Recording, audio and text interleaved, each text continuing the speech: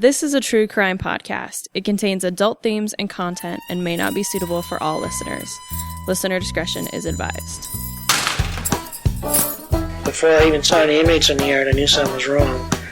And it was just kind of in the air. I could feel it. And I just knew something was wrong. The second thing that was so outstanding about Lou Clapp to me was the fact of the way he handled riots and disturbances out there.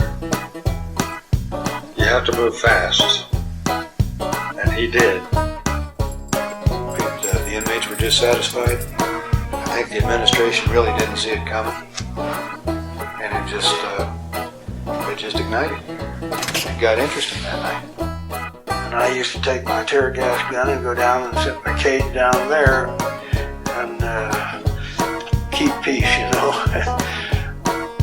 There was enough of them there that knew that I maintained discipline and that no rioting would be permitted or somebody was going to be killed. Welcome, ladies and gentlemen, to another episode of Stool Pigeon Saturday, Disturbing Justice Edition. Today we have a very special guest.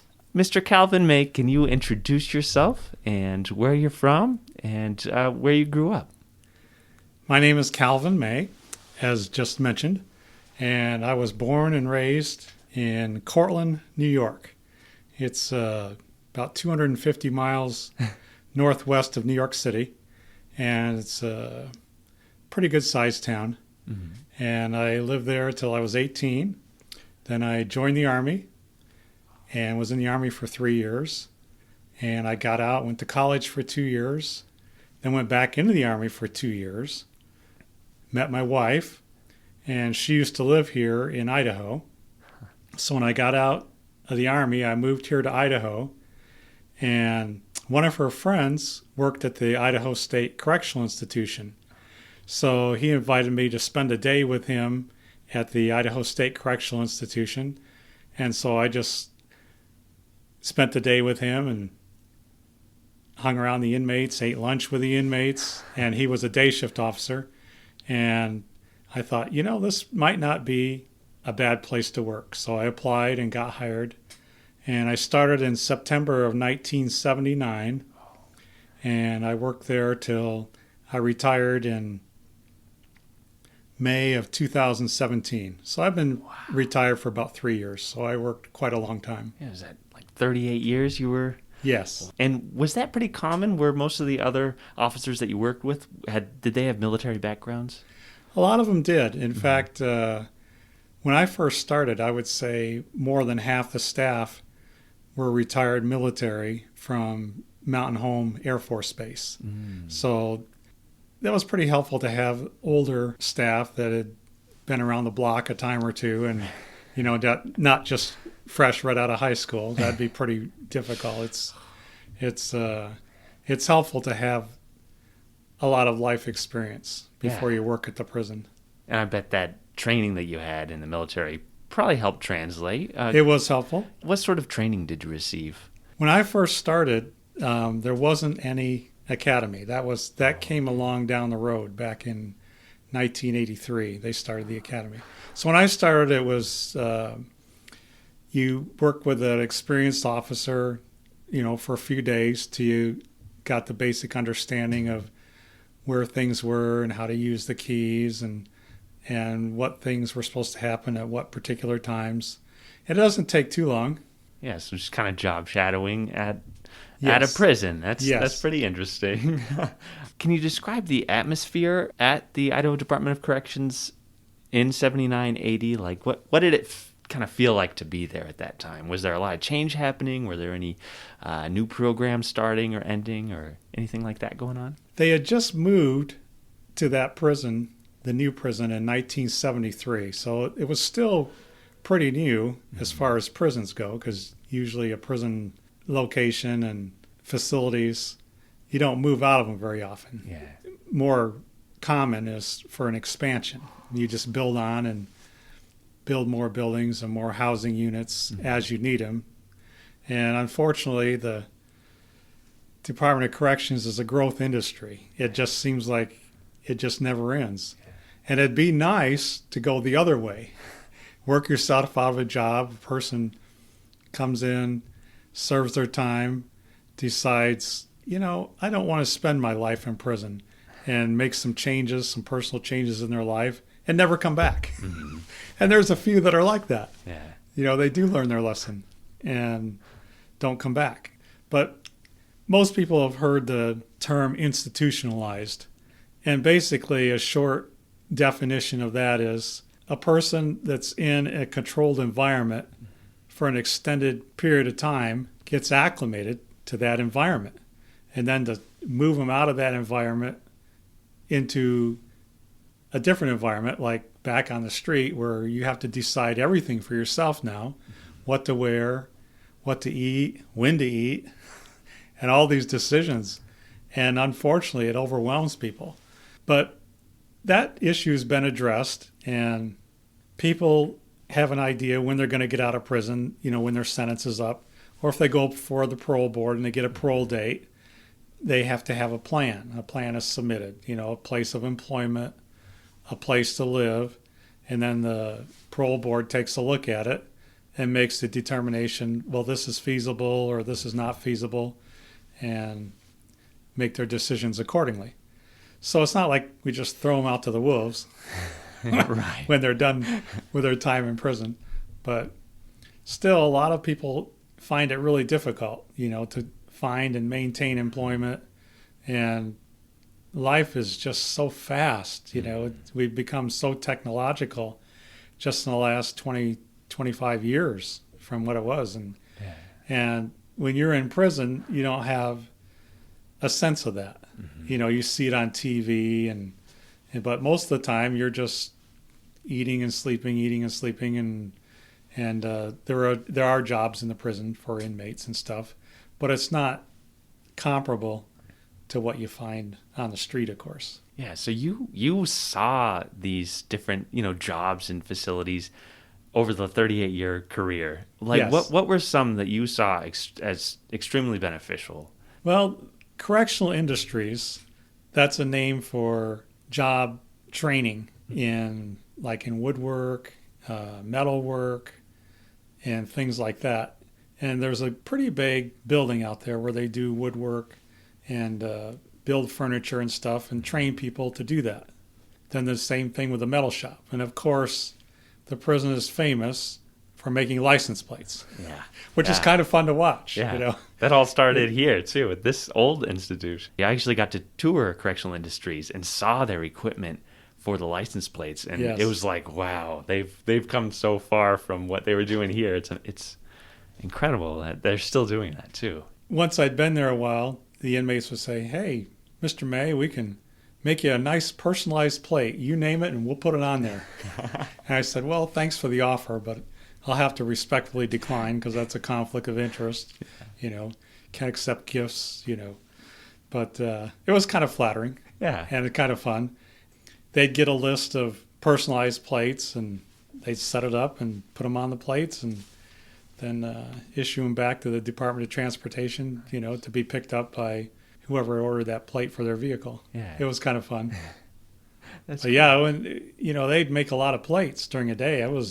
Took quite a few people to get that thing running during a day. It was kind of interesting to watch. Yeah. During some of the riots here, like in 52, they burned what we call the t-shirt or multi-purpose room, and they destroyed all that license plate equipment. And so all these newspaper articles, it's talking about the riot and everything else, but then they're also talking about also we're going to be at least a month behind on all the license plates, so registration is going to be extended out. It's kind of this interesting facet that it really put everything to a halt. I've always been amazed, Anthony, in life, how even though it's not often obvious, how connected everything is.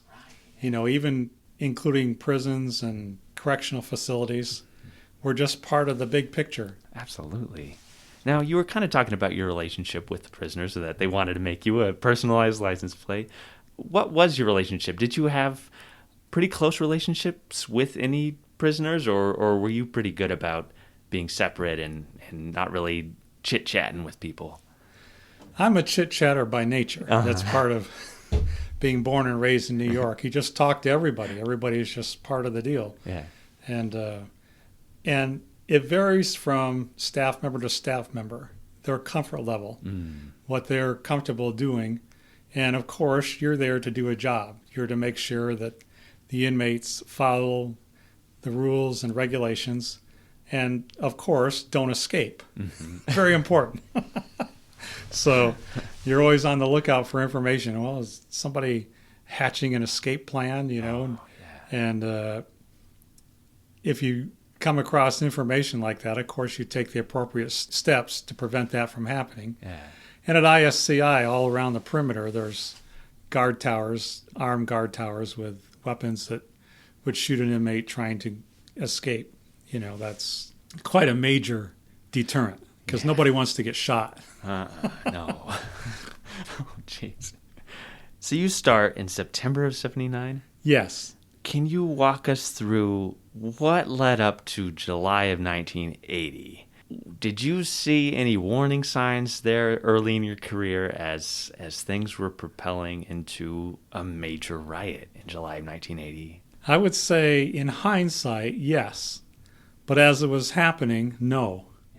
It was just July 23rd, 1980. I'd been there less than a year, and I was working day shift, and I was working as the officer of Unit 13. And there's a variety of units out at ISCI. And Unit 13 was primarily composed of inmates that worked in correctional industries. So during the day, they were mostly gone. Like I'd come on duty at 6:30 in the morning, and a few minutes later, I'd release the vast majority of the inmates in that unit to go to breakfast, and then they went straight from breakfast to work. And then they'd take a break for lunch and then go back to work for the afternoon, and then after I left at 2:30, the day shift was 6:30 to 2:30, they'd be released for recall at around 4. And so the inmates would go back to their housing units to be counted. And there's a variety of counts at different times throughout the course of a 24-hour day to make sure everybody's still there.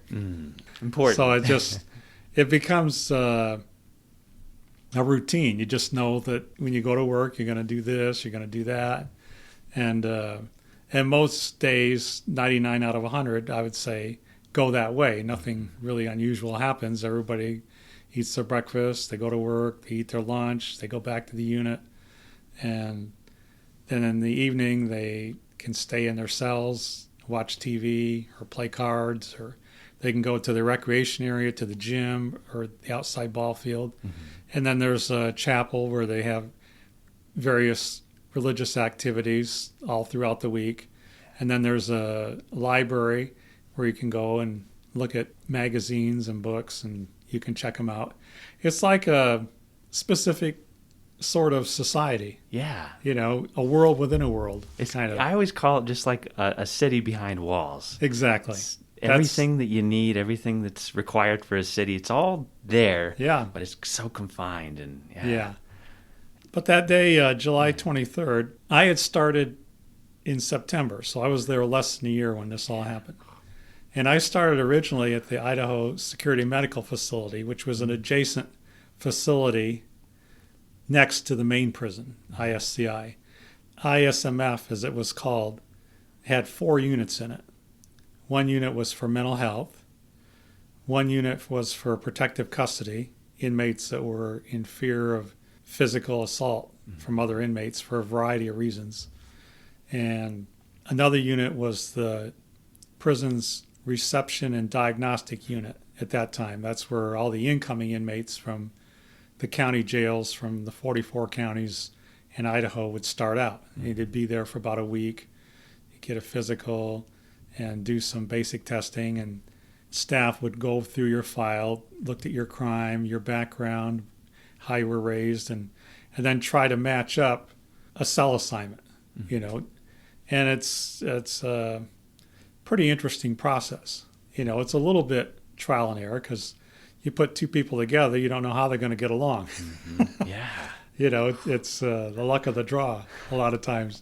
You get somebody from Coeur d'Alene with a guy from Twin Falls, and hope that they can, coexist. And if you can't, then we address that. And people move around all the time. You just find your place, I guess is the best way to put it. I did that for the first 6 months, and at that time probation was 6 months. So I started on swing shift, worked swing shift for 4 months, and then in January of 1980, there was a person on graveyard shift that wanted to move to swing shift. And so since I was the new person, I was asked to switch, and I said, okay. And so I worked graveyard for 2 months, which was pretty challenging because I'd never worked graveyard. Oh, yeah. And I had a 1.5-year-old at home. And of course, when I come home, he'd be up and, hey, Dad, let's go play and let's just have the time of our lives. And sorry, I got to sleep, So after 2 months of that, I finished my probation. I went over to the main yard and made an appointment with the warden.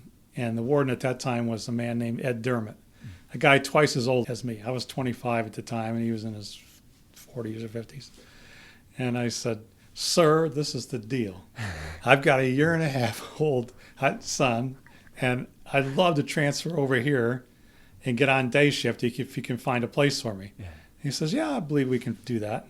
So I transferred over, and they had a position which was called holiday comp time relief, and now it's entirely different. But in that time, it was kind of interesting, the staffing pattern at the prison. Mm-hmm. The staff was split up into 2 groups, 1 through 4 and 5 through 8. So in essence, it was a great equalizer so that staff had every other weekend off. Mm-hmm. So one weekend, 1 through 4 was working and 5 through 8 was off. And then the next weekend, 5 through 8 would be working the weekend and 1 through 4 would be off. It was a great system. Yeah. But you still got your 160 hours over 4 weeks. But you'd work 7 or 8, 9 days in a row sometimes to cover your weekend. But then you'd have like a Thursday, Friday, Saturday, Sunday off, or Friday, Saturday, Sunday, Monday off, or Saturday, Sunday, Monday, Tuesday off. So it was pretty neat. You'd have a pretty good long weekend. Yeah. So I just fit right into that. And in the spring of 1980, they were building Unit 13, which is a new unit. And the department decided to have an officer assigned just to that unit while they were constructing that unit, so that there was at least one person that knew every nook and cranny in that building. Yeah. He was there every day. And his name was Mr. Lewis, and he was a retired Air Force guy, again, a guy twice my age. Uh-huh. So eventually, they opened up the unit, I think it was in May of 1980. The contractors had told the department that the way that this unit was constructed was a riot-proof unit. Nobody could get in. Yeah. But we found out that was not true, unfortunately, because they got in. But we'll get to that. So anyways, Mr. Lewis had gone like about a year without a vacation, so my position was I was going to work in that unit while he was on vacation. So I spent a couple of days with him getting used to the unit, and he showed me around, told me everything he could think of, and I didn't have any idea that there was a lot that I didn't know and needed to ask in hindsight. But it seemed like, pretty normal. Everybody, it's just a routine. Mm-hmm. Everything's a routine until one day it's not, when there's disruption. So it was my second or third day in the unit. The shift lieutenant decided that we needed to do a search of Unit 9. So he assembled a bunch of officers, and they did a search of Unit 9 cell by cell by cell looking for contraband. It's just something periodically you do. Yeah. You just get a bunch of people and just hit it. Just do a major search looking for weapons, drugs, anything that's contraband. Mm-hmm. And bartering is a common issue in prison where people trade things for favors, for food. But every inmate's property has their name and number on it. So if it's not where it's supposed to be, we know something's up. Yeah. So they just confiscate it.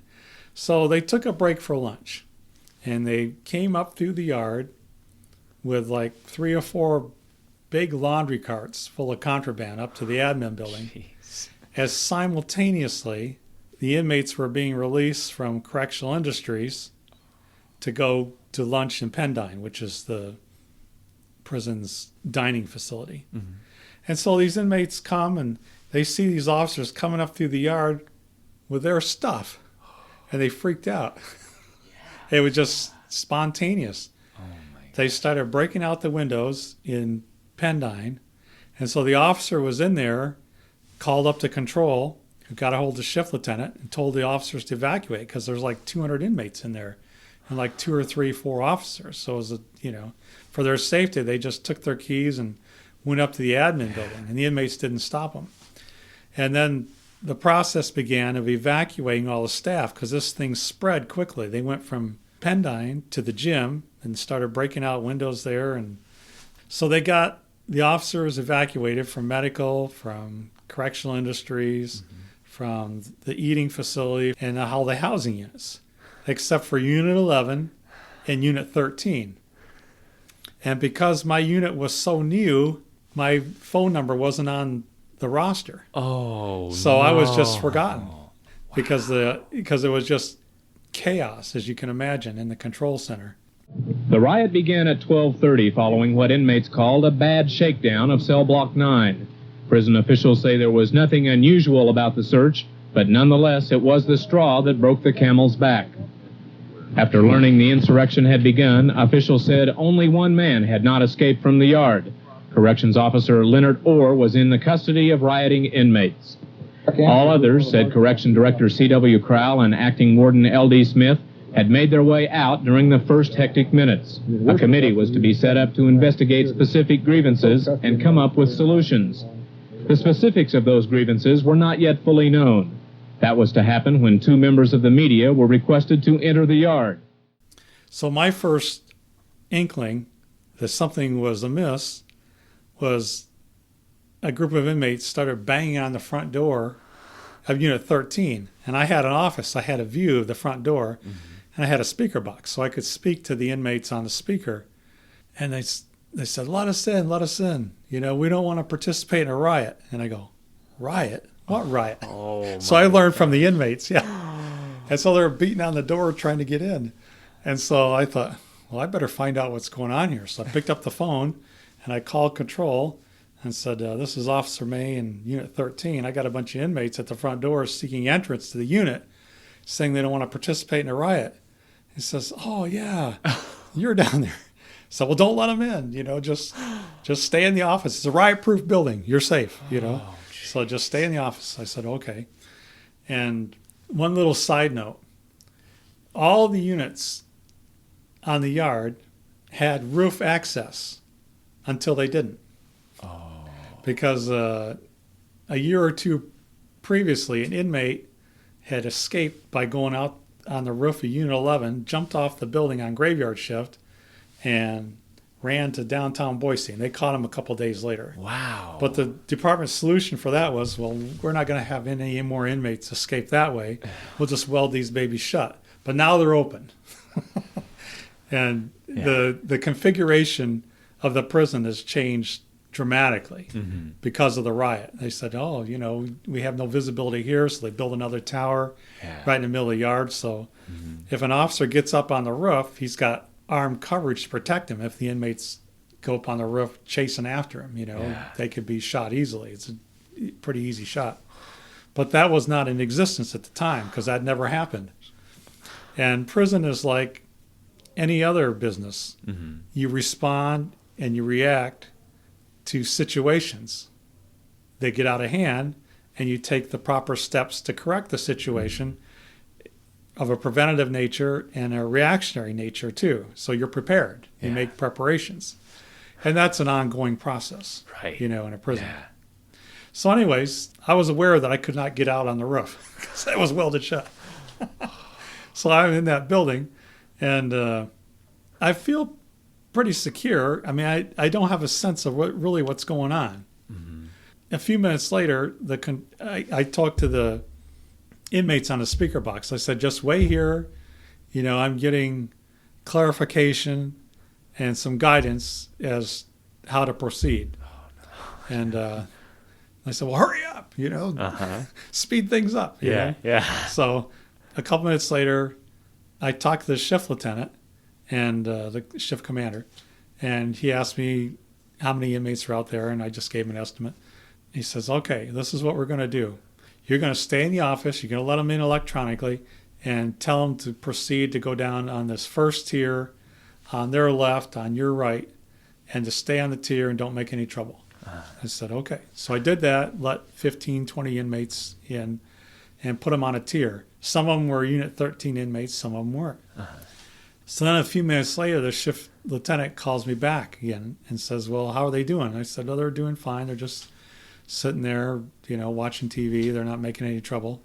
In the meantime, the rest of the prison is just going crazy, nuts. You got 300 or 400 inmates just breaking and wrecking everything. Yeah. But they didn't come to Unit 13 right away. They went other places.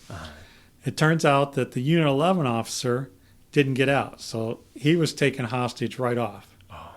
And they took his keys, and that became like a command center for the inmates, Unit 11. They had an officer, they had keys. And so they were keeping other inmates out that would make trouble. It was a very controlled environment. Yeah. It was kind of interesting. And then there was me. I was still in Unit 13. So the shift commander calls me up and says, okay, this is what I want you to do. Every 15 minutes, I want you to call control and give an update on your status in your unit. I said, okay, I can do that. So starting at, and this happened a little after 11. So I think my first phone call was like 11:45. So I called control and said, Unit 13's quiet, everything's fine. Says, okay. And I'd get periodic updates from them. And the warden wasn't on site because he was recovering from surgery. He had some abdominal surgery. So the deputy warden was the acting warden, and the director was on his way. So the director showed up, and he took over the running and the response, to the riot. So 12 o'clock comes, I call, 12:15, 12:30, 12:45, 1 o'clock, 1:15. Mind you, this thing started a little after 11. 2 hours later, I'm still in there, and nothing's happening in the unit. It's like I'm just invisible. Yeah. The whole unit's invisible. It's kind of hard in retrospect how to figure why is this, but I just went with it. So 1:30, 1:45, 2 o'clock, and after the 2 o'clock call, it dawned on me, I'm not going to get relieved at 2:30. My wife's going to freak out. She's going to wonder, where are you? So I called up to the switchboard because there's no direct phone call within the prison in case the inmates don't have access to the telephones. Yeah. So you have to go through a switchboard and get an outside line and dial. You have to verify your identity to get access to an outside line. So I called my wife. She's at my apartment. I said, honey, they're having trouble at a different part of the prison. Where I'm at, I'm safe, but, I just really undersold it. Yeah. And just said, I said, I'm not going to get relieved at the normal time, and I don't know when I'll be relieved, but I'll give you a call. She goes, oh, okay, that's fine, And it's not like the first time that had ever happened, because I'd worked my share of overtime and stuff. So I hung up the phone, and 2:15, 2:30, 2:45, 3, 3:15. And every once in a while, when I talked to the control officer, they said, yeah, they're negotiating with the inmates. There's an inmate negotiating committee. And they told me that the Unit 11 officer was hostage. Yeah. But he and I were the only two staff members left in the prison. Everybody else had been evacuated. And by that time, swing shift had showed up. So there was a whole bunch of officers just hanging out in the admin building. Yeah. And while the riot's going on. And so after the 3:30 call, I get a call from the shift commander. And he tells me, we're going to get you out of this building.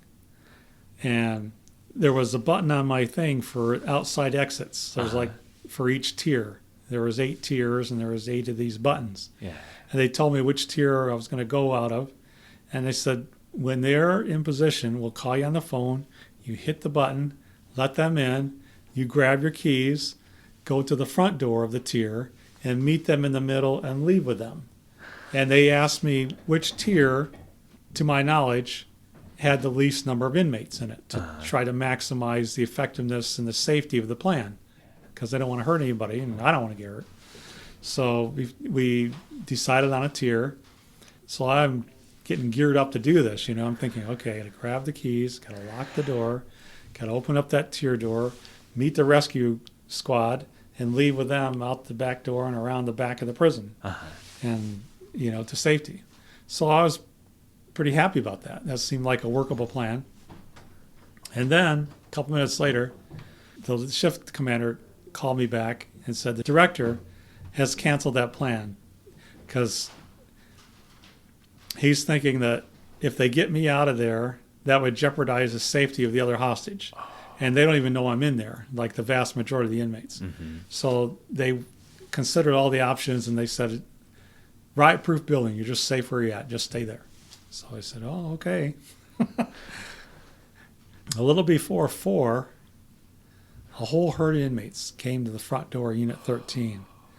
And you got to picture this, Anthony. It's unbelievable. It's like 105 degrees that day. And there was no air conditioning in the old housing units. Everybody's outside. It's hot. They've been at this for almost 5 hours by now. Yeah. And they're just hot and bothered.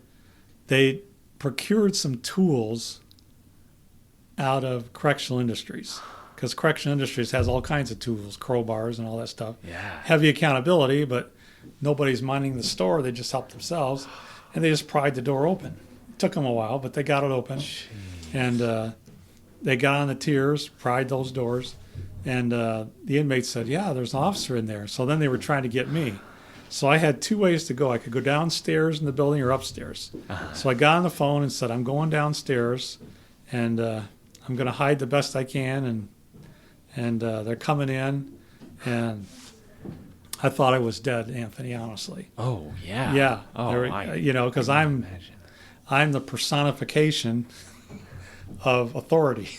Right, yeah. And now the tables have turned, So I run downstairs, and I lock myself in this closet, and you'd have to see the building but there was a closet at the bottom of the stairs.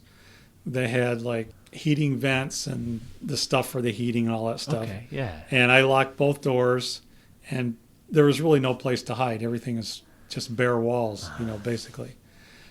I'm thinking, today might be the day that I meet my maker.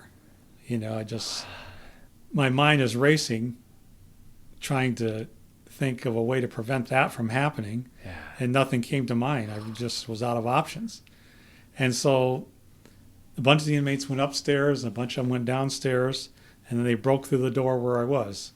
They knew I was in there somewhere in the building, but they come rushing in, and there I was. And I'm not Bruce Lee, I'm not going to take out 20 guys, that'd be suicide.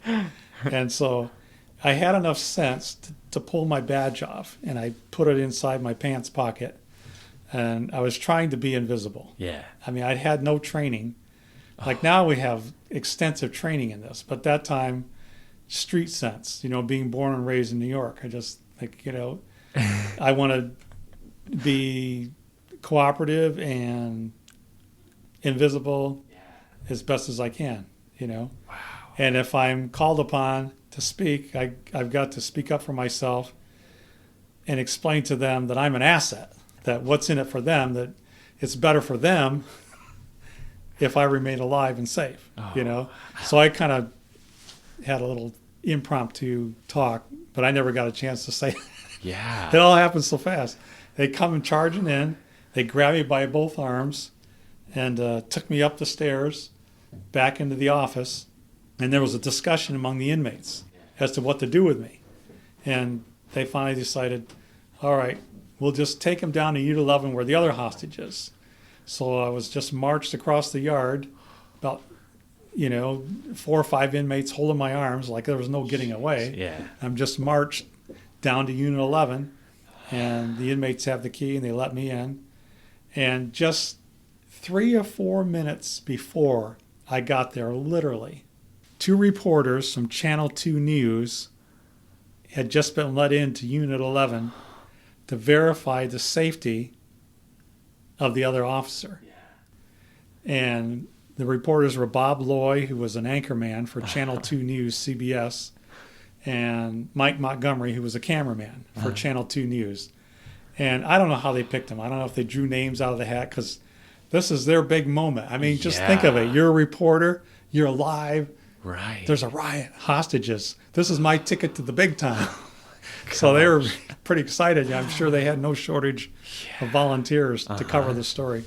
Surrounded by inmates protecting us from prisoners caught up in the psychology of insurrection, we were led to an office in Unit 11 where the hostage had been captured. Our job was to transmit a list of grievances to corrections officials, items which the Citizens Committee was to investigate. But a second, more immediate task was at hand: determine the condition of the hostage. As we had already seen, July 23rd was to be a day of surprises. What we found in that hot, smoky cell block did nothing to alter that. Despite statements from corrections officials to the contrary, Leonard Orr was not the only hostage. Corrections Officer Calvin May from A House had just been captured. So I get in there, and Bob Loy sticks a microphone in my face, kind of like this thing. And he says, "Who are you?" I said, "Where'd you come from?" And he asked me like 3 or 4 questions at the same time and not giving me a chance to talk. Yeah. So I figured, well, I'll just wait till he stops talking, and then I'll try to answer his questions. And so I said, "Well, I'm an officer who was in Unit 13. He said, "Have you been harmed?" I said, "No, I haven't been harmed." He said, "Well, what do you think about this?" And I said, "I don't know. You know, I wasn't my place to say." So I just said, "I don't know." Yeah. So they took me into this day room. And a day room is a facility where it has a TV set. And Unit 11 had 3 tiers. Mm-hmm. So I was put on one of the tiers in Unit 11 where they'd put card tables together. And the other officer was sitting at the table. So they sat me down at the table by the other officer. So now we're live on TV. Channel 2 is interviewing us. Yeah. You know, they're filming. It's the darndest thing. Wild. Yeah. So they interview us, and the inmates say, "Okay, that's enough. You can verify that they're safe. We're going to take them down on a tier where they'll be protected, and inmates will be around them." And then they were going to state their grievances to Channel 2 News, to Bob Loy and Mike Montgomery, and that would be passed along to the director and the powers that be. So they put us in cell 67 on C tier of Unit 11, an inmate cell. And so the roles were reversed. We were the inmates, and they had the keys. Wow. And they were feeling pretty confident about that. Mm-hmm. You know, like, it's somewhat understandable to suddenly go from a position of no power to a position of having lots of power, you know, and to have our lives in their very hands, you know. Orr and May were quickly taken back to their cell, number 67 in Unit 11. Reports filtered out later that the hostages were being moved around the compound to confuse and thwart any rescue attempts. But it was cell 67 where they remained through their ordeal. Recognizing the importance of a favorable report on the treatment of the hostages, the inmates made certain we were satisfied with their condition. But once they were removed, it was time for the prisoners to talk. In the context of prevailing circumstances, one streetwise, level-headed inmate acted as the group's spokesman. We're completely dissatisfied with the administration and the fact that treatment is nil. It's non-existent in here. There is absolutely no treatment for inmates. The only treatment you can even consider treatment is the counselors, and they're never even here. There's 5 or 6 of them for everybody. They got about 100, 150 people on their caseload. All the inmates in here felt that their back was up against the wall. They were treated like they were in Nazi Germany or something. Now everybody in here knows that they're in prison. But a prisoner is supposed to have some rights, and he's supposed to be allowed to rehabilitate himself in a manner that he can get outside and function again. There's no way. I don't even think, what do they give you for gate money here when you leave? $15. That's how much money you got. That's not even enough money to buy a gun. You got to beat somebody up to get a gun. So, I mean, and that's about the only thing that you're trained for, and here's to go out there and get another gun. The public should be concerned because these guys have to come back out there. There's very few of these people that won't get out. Most of them will get out and get back on the streets. So the public should be aware of that. Once outside the cell block, we were directed toward the gate. Along the way, inmates, feeling victorious over the first phase of their dealings with those on the outside, began demonstrating their elation, a feeling of power, and a taste of freedom. So I'm sitting there in the cell, and I have a Bible that I got when I was in the Army. And I carried it with me every day when I worked at the prison. And I'm just sitting there on the bed, the other officer's sitting on the other bed, and inside my mind was the idea, get that Bible out and read the Bible in front of everybody. So I just went with it, you know.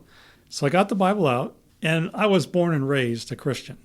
My parents took me to church, and I grew up in the church, and I've been a Christian my whole life, still am. And the time between the 3 years I was in the Army and then the 2 years when I went back in, I went to Bible school for 2 years in Ohio.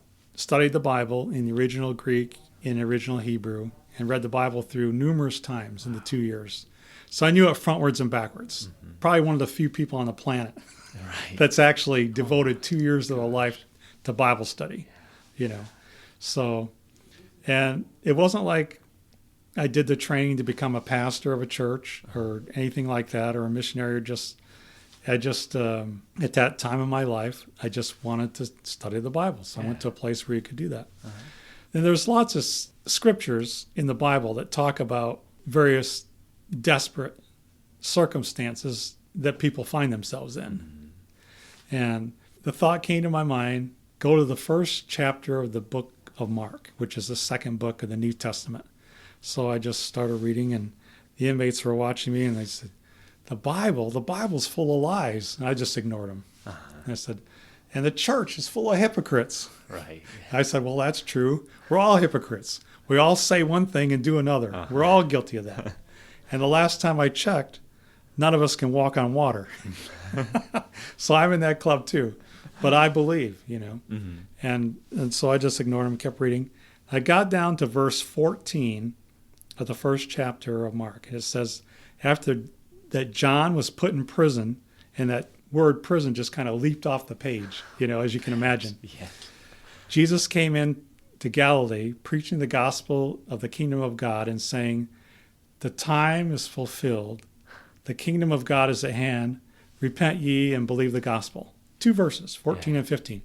And the second, Anthony, I read those verses, I just felt a great sense of inner peace.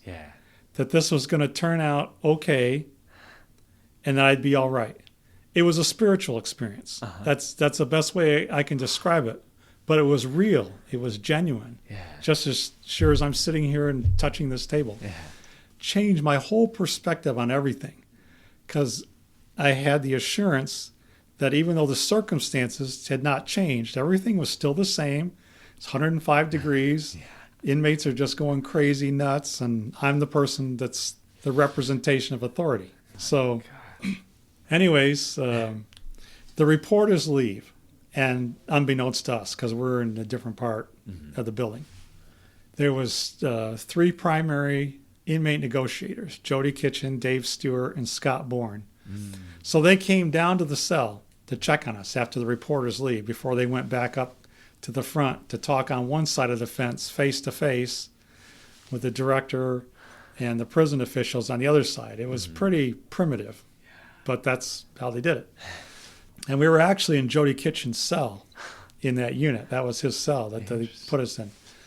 He says, hey, how you guys doing? You know, he's just real gruff and stuff and all hyped up. And I said, yeah, we're doing okay. And so, well, you guys hungry? You know, we can get some food down here from Pendine and feed you. And I said, yeah, food's good.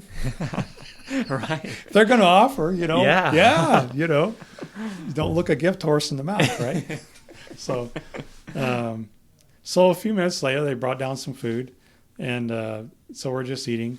Around 5 o'clock, this was like, a little after 4 or closer to 4:30. So they left, and then they came back.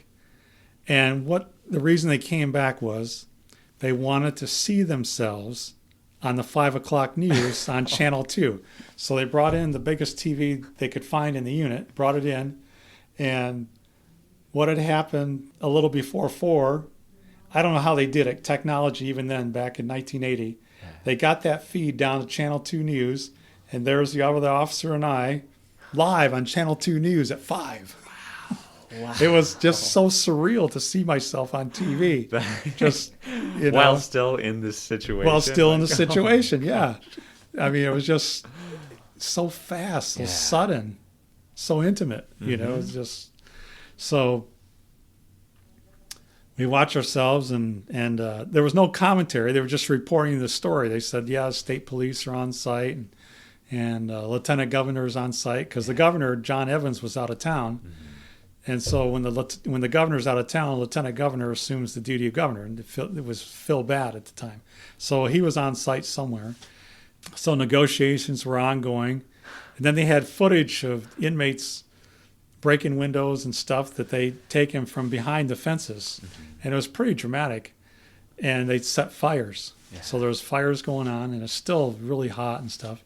So they gave the story, I don't know, 3 or 4 minutes, which is pretty long time for one story on a network news broadcast. And they had, and this is Bob Loy reporting for Channel 2 News. So then the inmates left again. Then they came back. It was probably about half an hour, something like that. And they decided they were going to let us call our wives and let them know that we were okay. Well, wouldn't you know it, my wife and I didn't have a TV. So she still had no idea. The prison never called her because it wasn't on the protocol and nobody thought to do it. Yeah. And so they bring me out first. And so they just walk beside me. We walk into the office, and they pick up the phone and hand it to me. So I'm with a switchboard. And the switchboard operator that day was a lady named Judy Ogawa. And I said, Judy, this is Calvin May. And like a good officer, she tried to ask me questions and get information to pass along. She goes, are you okay? And I go, yes. Are you surrounded by inmates? Yes. So I was hoping she asked yes or no questions, you know. And so the inmates figured out pretty quick what was going on. So they snatched the phone from me. He says, listen, just give the guy an outside line so he can call his wife and tell her he's okay. And they hand the phone back to me. And so I dial, you know, and get my wife. And, honey, I've got some news for you. And she goes, oh, what? You're on your way? Well, not exactly. I said, there's been a disturbance here at the prison. And I've been taken captive, but the inmates are letting me call you to let you know that I haven't been harmed, that I'm safe. And they're in the process of negotiations, you know, letting their grievances known to the administration with a goal in mind, hopefully, of peaceful resolution. And she goes, what? You know, she's just, you know, reacting. And I couldn't say it any more calmer than that, because the inmates are listening on every word, and they're just enjoying the heck out of this. I mean, it was great entertainment for them. I said, well, I have to go now. So this is a quick call, and they're going to let the other officer call his wife. So I can't, you know, stay on the phone. But as soon as I can call you, I will. So I said, love you, you know, give my son Daniel a hug, and stay there. Don't go anywhere so that I can contact you, so I know where you are. You know, cancel that trip to the grocery store. This was before cell phones. You know, we didn't have cell phones. We just had the basic landline. She says, okay. So I hung up, and they brought me back down to the cell, and they brought the other officer up. And he called his wife. Well, that was a little more complicated, because his wife was a nurse working swing shift at St. Al's in Boise. And he worked the day shift. So before he got home from work, she'd already left for work. So again, same thing.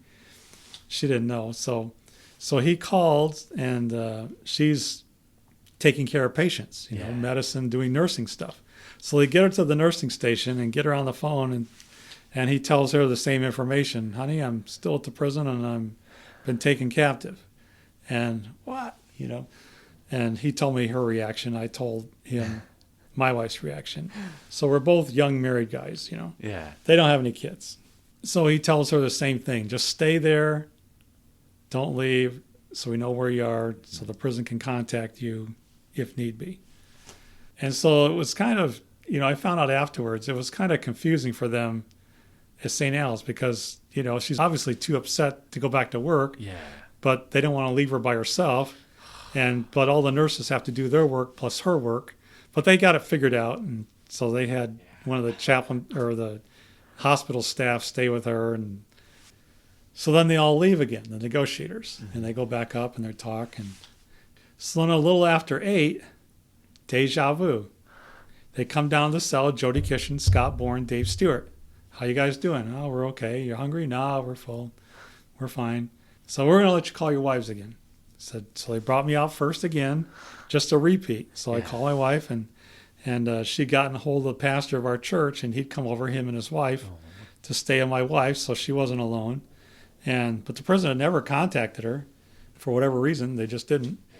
So she wasn't by herself, and my son was fine, and I said, I'm fine, and I don't know how long this is going to take. I don't know the end result, but I'm being treated, humanely, and so far so good. So they took me back down the cell, brought the other officer back up. He called his wife, same thing. She's fine, he's fine. Back down, then they leave again. So a little before 10, it starts to get dark outside. The sun's going down. We're on July time, so the sun sets late. They come back down to watch themselves on the 10 o'clock news now.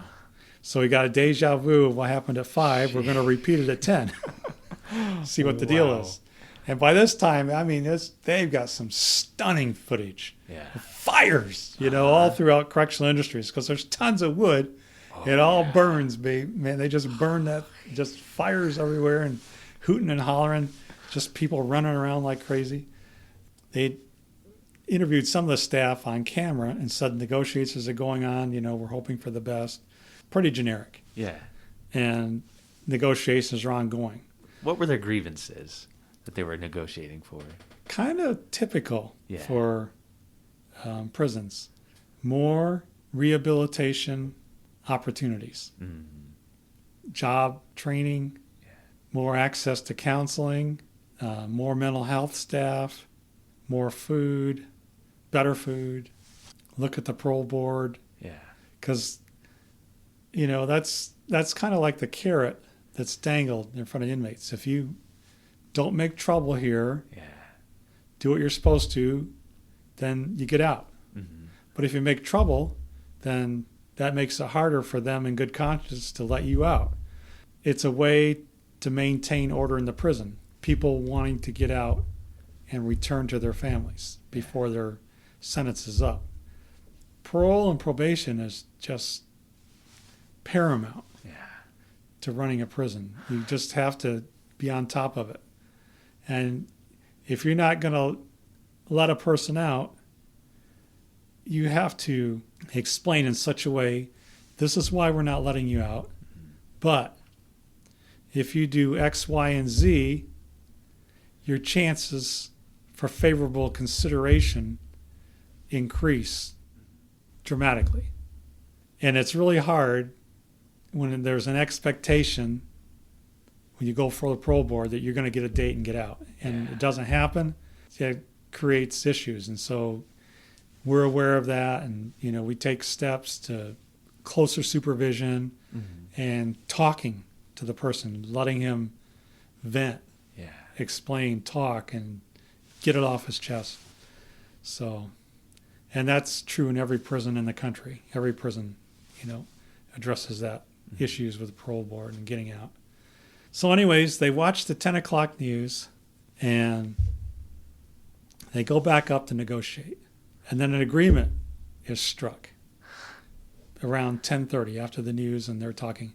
And the agreement was this. They're going to release the both of us in exchange for the governor committee to be put together to investigate and make recommendations addressing the inmates' concerns. So, but between the time that agreement was struck and the inmates came down to get us and escort us back up through the yard, back up to the admin building, which was in the front of the prison, a number of inmates were not in agreement with that plan. They didn't trust the administration. Right. They didn't trust the plan. And they tried to talk them into it. the inmate negotiators. So there was a big argument among the inmates among themselves. They couldn't agree among themselves. So they finally agreed that they would release one of us and keep the other. So they just didn't. The inmates were afraid that if they released both of us at the same time, they'd just come in and stomp everybody, for a better way to say it, kind of like, okay, now we're back in control again and you guys are going to pay. Yeah. But that wasn't the intent of the administration, but that was their perception, the inmates' perception. Feared the worst. Yeah. So they came down and they just said, Mr. May, come with us. So I'm thinking, another phone call. But it turns out I went out the front door and they took me up front and I was released. And that was pretty exciting. I came through the front gate and my fellow staff were clapping and cheering. It was one of the most epic moments of my life to just be finally released after being down there for almost 7 hours, and be released. And of course, they took me into the warden's office for a debriefing. They want to know where the inmates were, what they had for weapons, all this stuff. And that didn't take very long. I just told them, I said, well, it's pretty calm down there. And I think the other officer's okay, for the time being. And I said, I would like to go home. I've had enough fun for today. Yeah. So they looked around at each other. Yeah, I guess that's be all right. Did you call your wife before you? Yeah, I called my wife. I said I've been released, and I said I'll be home about a half an hour. So I get there, and somehow all the news people found out where I lived, so they're all hanging out at our place. And my wife gave me a heads up on that. Said, yeah, Channel 7, Channel 2, Statesman, Channel 6, and everybody else under the sun. They're out there with their trucks and satellite uplinks and all this stuff. They want to interview when you get here. And they told me I can't do any interviews. So I said, let me talk to the pastor. So I talked to the pastor on the phone. And I said, please just tell him that I'm safe, that I've been ordered not to give any interviews because this is still an ongoing situation. Yeah. I don't have the liberty to do this. Mm-hmm. And just ask them to please leave because they were keeping everybody up. This is, families with young kids in an apartment complex, and they're making a ruckus. So I guess he went out and told them and they left. And so I get home and I walk around to the back door where there's a patio door, and there's my son playing on the floor, playing with some blocks and stuff. So I go in and I pick him up and give him a hug, and I give my wife, a hug and a kiss. Talk to the pastor and his wife. I said to them, I really appreciate you guys coming here so that my wife wouldn't have to be here by herself. Yeah. And I had told the people at the prison when I left, I said, when this thing is resolved, call me. Because I'm on adrenaline rush here and I'm not going to sleep anytime soon. Yeah. And so I want to call, yeah, we will. And of course they didn't. Oh, jeez. I had to call them. Yeah. And I eventually fell asleep. I was on a couch in the front room and I drifted off to sleep and I woke up and it was like 6 a.m. So I called out to the prison, talked to them, and they said, yeah, they had gone in with a tactical team and got the other officer out with the cooperation of some of the inmates, got him out safely, and we're in the process of regaining control of the prison. So then I said, oh, okay. Jeez. So I took the next day off, and then the day after that I called back and said, I want to come back to work. And so they put me through the deputy warden, and he says, we're doing 2 shifts, 2 12-hour shifts, 5 to 5 and 5 to 5. Yeah. I said, I want the day shift. I said, okay, fine. So I went back to work, and they shifted most of the inmates out of state because the buildings were uninhabitable. They sent them to Montana, California, Oregon, Washington, any place they could find a bed until they could get everything restored. And it took $2.6 million to fix everything. It'd probably be like way more than that now, but this was in 1980. And a couple of days later, the governor came back, and he went on a tour, and he wanted to meet me. And so I met him and was on a tour with him and said, yeah, this is where I did this, and this is where this happened. And so I got to meet the governor, John Evans, and that was quite an honor, quite a privilege to spend some time with him. And eventually, after a few months, we just worked 12 on, 12 off. In the spring of 1981, they started bringing inmates back. In that time, they constructed a tower in the middle of the yard, and they did some other changes to the units to solidify them, make it more riot-proof, for lack of a better way to put it. And then I just kept working until I retired. Wow, I'm just glad to be speaking to you here, because that could have gone so many different ways. Like, I can only imagine the adrenaline rush and, wow, what your family was going through. Were there any points where you were really like, I don't know if this is going to end well for me, or did you feel... When I was first taken. Yeah. That was the main thing. Yeah. And then once I went to Unit 11 and read the passage in the Bible, I was just sense of calm and peace. Yeah. Wow. And, in a situation like that, obviously it's quite volatile and there's no predictability as to what's going to happen or what's going to transpire. God has used that in a mighty way in my life. I've spoken to, over the years, many police groups, church groups, and it's a fascinating story. By and large, people are kind of interested in prison stories. Oh, yeah, absolutely. Because it's an entire different universe. And then the spiritual aspect of it. And in fact, in 2005, we made a video about the riot. The department got their hands on some of the footage that Channel 2 had filmed, and I narrate through it and made a video to use for training purposes, for the staff. And I got copies, and I took it back to New York, did a presentation at my church back in New York, and showed the video. It's about 13 minutes long.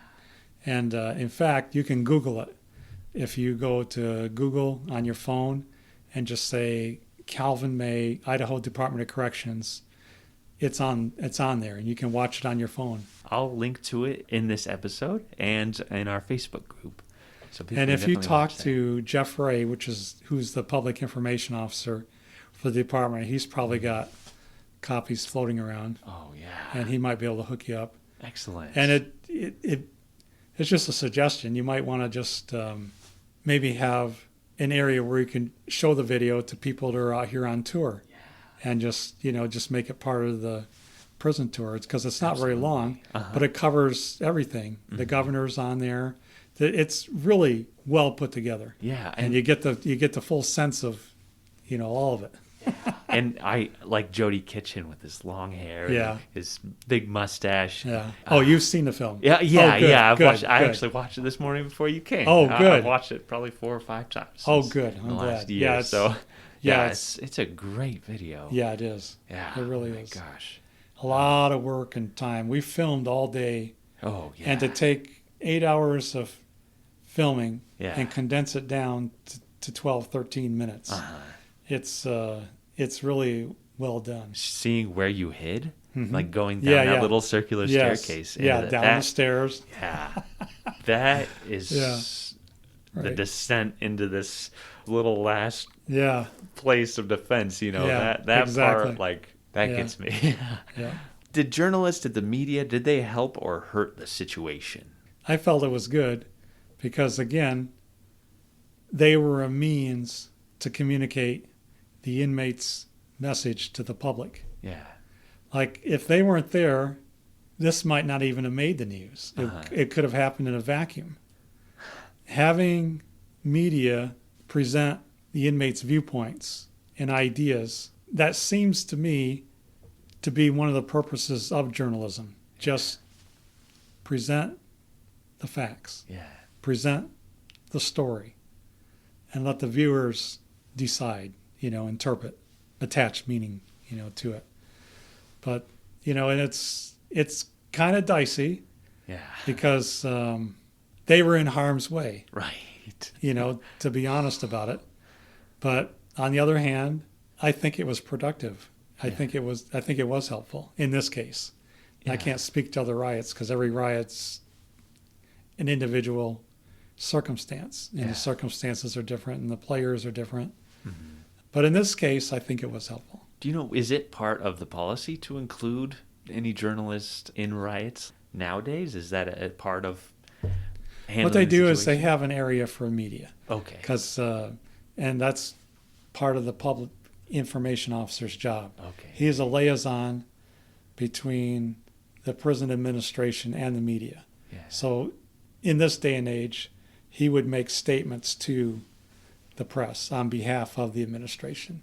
Okay. It would be carefully chosen message. Mm-hmm. You're not going to spill the beans. You're not going to play all your cards or show your hand. You would just say, yeah.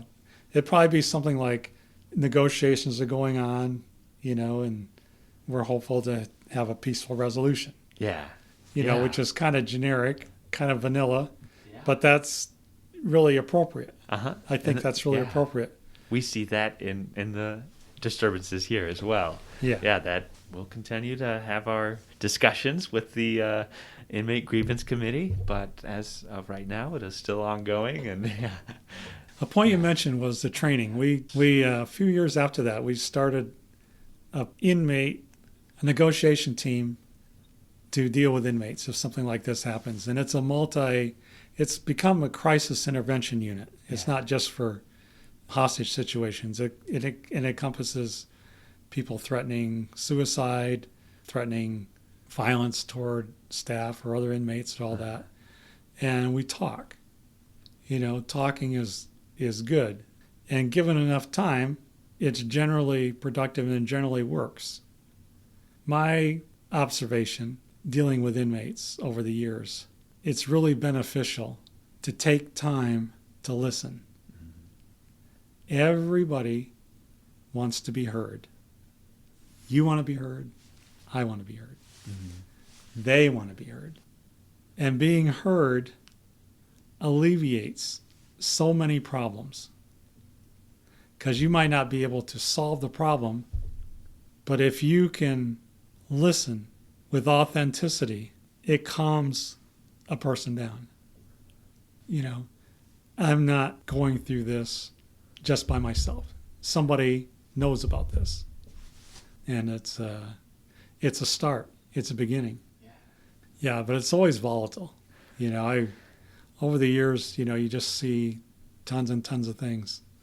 I wanted to tell you a quick story about when I first started. It was my second night on swing shift, and I was assigned to the mental health unit. And the mental health unit at that time had 3 tiers. One was women, one that were just in the department, and the women wound up in Orofino. That's where the women's prison was before they built the women's prison years later in Pocatello. And then there was an override tier of riders. That's a person that's generally young, generally their first offense, and the judge maintains jurisdiction over the case. And they're sent to the department for an evaluation of 120 days. And then a report is completed and sent to the judge, and the judge makes the call to let the guy out on probation, or he's got to serve a year or 2 or whatever. And then there was the mental health tier, where people are there because they have done some bizarre things. Their crimes are bizarre. So anyways, in the evening, from 6 to 7, one tier at a time had access to the day room. And so it was my shift. It was my place to decide. So I said, ladies first. So let the ladies go in there first. And it was a room that had a pool table, a bunch of books and magazines, a card table, a TV set. And so at 7 o'clock, put the ladies back on the tier. From 7 to 8, got the riders out and put them in there. And 8 o'clock, put them back. From 8 to 9, got the mental health unit out, put them in the day room. So at 9 o'clock, the time comes. Their time is over. They have to return to their cells. So they all return to their cells, except for one guy. And this guy was huge. He was like 6'5", 250 pounds, but his brain was fried on drugs. He talked in small sentences and stuff, and he just moved like Frankenstein. Oh, interesting. Yeah. So I walk up to him and I say, "You need to return to your cell." And he just looks at me, doesn't say anything. And I'm thinking, man, how am I going to get this guy back in the cell? It'd take 10 of us to get this guy in there. I mean, it'd take a football team because he's just huge, you know. And nobody had given me a heads up on this, you know, So I get a little closer to him and I say, "I need you to please return to your cell." And he goes, "I can't." And so I say, "Well, why not? Why, pray tell, can you not return to your cell?" "There's monsters in there." Oh, no. He says to me. And so I'm taken aback, you know, I consider that. So I just, thought came into my head. I said, "Show me." So I grabbed a cue stick. And so we're off down to the cell. We're hunting for monsters. And so he won't go into the cell. And I said, "Stay right there. Don't move. I'm going to help you out. I'm going to get those monsters." So I go in there and I got that cue stick and I'm getting monsters off the ceiling. I'm getting them off the bed. I'm just whacking monsters. His eyes are all getting big. And I said, "Come in here. I don't want to miss any. Make sure you know, point them out to me. Come on, you know." And I got him caught up in all the energy of it. And I get him in, and my big plan is just to back out and close the door on the dude. And it works. It worked. Oh. Yeah. I got him in there. And I'm his friend for life now because I got the monsters, you know. So he's got his hands on the bars, his old cell with the bars. And he says, "Mr. May, thank you. Thank you for getting the monsters." I said, "All a day's work, my privilege, you know. And if there's any more, you let me know. We'll take care of them." And I don't doubt that he saw them, you know. I mean, who knows, you know, with a mental health person, you know, what they see and don't see. And so I talked to the mental health staff later, you know, the next day when I was in, said, "Oh, yeah, you know, he sees visions and hears voices and all this stuff. And, you know, we try to help him the best we can, you know, and mostly complies with what we want him to do in here. But every once in a while, he just, you know." So I said, "Yeah, well, I had one of those last night," but I told him what I did and said, "Yeah, that's good work." Good, yeah. Got him in there. Yeah. You could have responded differently and caused more issues and everything else. That was a great way of handling that. What do you feel is the most important thing that the public should know about corrections? You know, you've had such a long career, 38 years. What do you wish the public knew more about corrections? I guess several things. One is the staffing. It's a 24/7 business. You work in all the different holidays. It's a great sacrifice to work out there, to work as staff at a prison, not just what goes on inside the prison, but just how it affects your family. Being away for different things and not being available for different things because you work. And it's always been a challenge to fully staff a prison. And especially now, where it just takes a few minutes to resign or quit and just decide you don't want to do that. And to replace a person, it takes weeks to get a person hired, put them through an academy, and have them successfully complete the academy. And then after a candidate completes the academy and they actually work in the prison, some people just find it's just not what they really want to do. It's not what they thought it would be like, and they resign, you know, even after the, you know, within the first year. There's a lot of turnover. And it's such a challenging job. It's really hard to get qualified staff to hire them and get them to stay.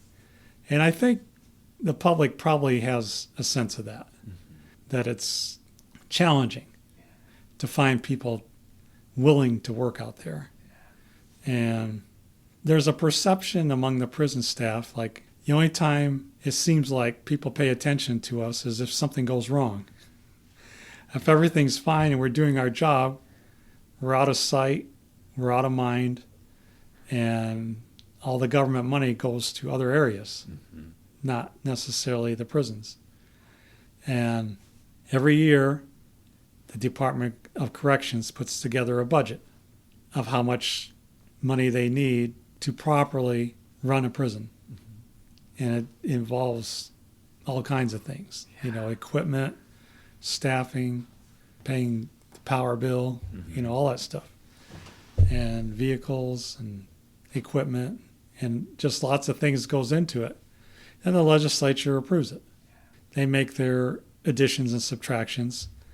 And again, it's just done every year along with the many other things the legislature does. So again, it's really a challenge to get the concerns of running a prison in front of the public, because there's so many other things. Everybody's busy in their own jobs and in everything. So I don't know what the answer is for that, honestly. How to keep a good check and balance. But there is a good check and balance. The legislators come out and do tours, and the media comes out all the time and does tours. Just walks around, looks, and make sure the doors close, and everybody's being fed and clothed, and just general looking at what's going on in there. I guess being a private citizen now for the last 3 years, when I see a prison story, of course, I stop everything and run to the TV, say, well, what's going on now? Right. It's a lifelong habit now.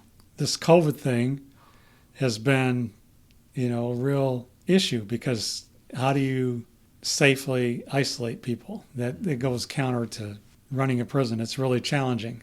And I know they're doing the best they can with the resources they have, like every other prison in the country. So it's quite challenging. Well, is there anything else you want to contribute, share? I think I'm good. Well, we have kind of a call-off thing where I say, do your own time. How would you respond to that? Do your own time. That's something the inmates say among themselves. Say, don't worry about my life. You worry about your life, and I'll take care of my life. It's another way of saying mind your own business. In a prison context. Do your own time. That's what comes to mind for me. Yeah, do your own time, do your own number. Yeah. That's how we like to end the show every week. So thank you so much, Calvin. I appreciate it. I'm so glad you're here to tell this story, that this riot never got deadly or bloody like some of the ones that occurred here at this site. And appreciate you being on the show today. Thank you so much. It's been an honor and a privilege. If you enjoyed Behind Gray Walls, please rate, review, and subscribe so others can find our podcast. If you're interested in more Old Idaho Penitentiary information and to see mugshots of the inmates featured in this episode, follow the Old Idaho Penitentiary on Instagram and Facebook.